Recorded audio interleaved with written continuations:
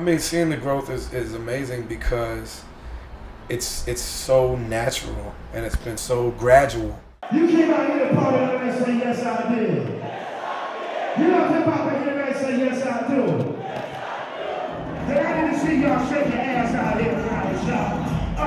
I'll tell you about the rock star. You never quite get it right, I'm a rap star. It feels good because you know that it's not because some big music media company decided to grab one of your songs and force feed it to the world. That it's people enjoying music, sharing it with their friends, and then they come to the show and then they bring their friends, and that it really is an organic, natural growth, which is something that's it's really special, and it feels genuine. It's very strange, like seeing something grow in an unnatural way or grow too quickly, where I really genuinely appreciate the fact that I've grown slowly over the years, and that there are people that come out to shows that have been with us since 2002.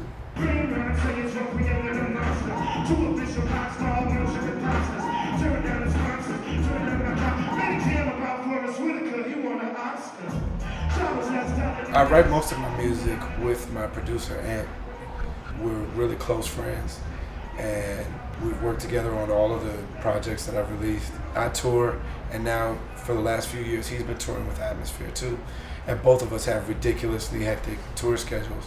So when we get together, we haven't seen each other for 4 months, and we just sit, and we say, all right, we're gonna work on a new album, and so let's meet, let's get together every day for the next 3 weeks just to get started.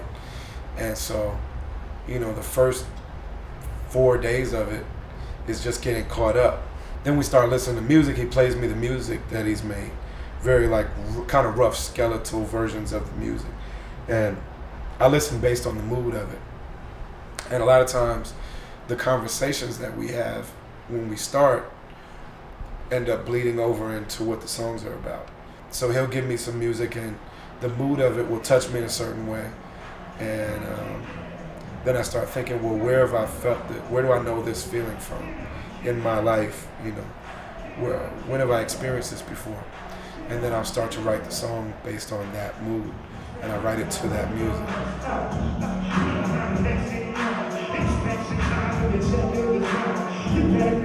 I'm almost never alone, ever. Because when I'm on tour, I have roommates, and then when I'm at home, I have a family. You know what I mean? But every now and then, I'll get my own room on tour or something like that.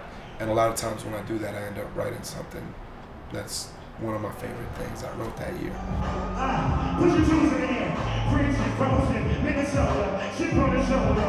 6 people on a busy sofa. Unwanted vision of a different culture. Listen, Homer can't go. Listen, Warren. Listen, soldier. Forget me. We're prison sitting around the corner. Homelessness even closer. I think when you're young, you just want to be heard. You just want people to recognize that you're good at what you do. And then, for me, the more that happens, like I said, I'm less and less focused on how do I get people to hear this, or how do I switch the group of people that, how do I get those people to listen. I'm less and less focused on that, and more focused on what am I saying, and what am I sharing with the people who are listening, and am I communicating it in a way that's forcing them to grow with me. My writing and my music is really about self-exploration and self-examination, and using that self-awareness to try to become a better person and to experience new things. And so I challenge myself in my writing, always have. And especially with this album, I wanted to challenge the listener to look at themselves in a new light, and to look at themselves and their relationship to the world in a new way. I call my album Us because I believe there's no me and no you, there is only us. I said there's no me and no you, there is only us.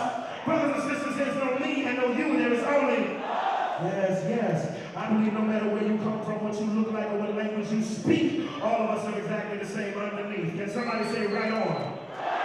Somebody in Milwaukee, Wisconsin tonight say right on. Yes, and if it's true, we're going to use this music to heal this situation. this decrepit, unfair, imbalanced world and make it start to get better, all of the common people have got to come together. Can somebody say, right on? Somebody say, right on. PK1. All right, so we're going to start out with this joint called Tightrope. That's what I'm concentrating on more now than anything, is, you know, always pushing and being creative in terms of the music, the actual music itself, that I don't want to ever just be where I'm comfortable. I always want to push and go somewhere new. And I always want to do something that I always want to figure out what have I not mastered yet and push it in that direction, you know. But along with that, am I really saying what I want to be said? And am I really affecting some kind of change in myself and affecting some kind of change in the people that listen?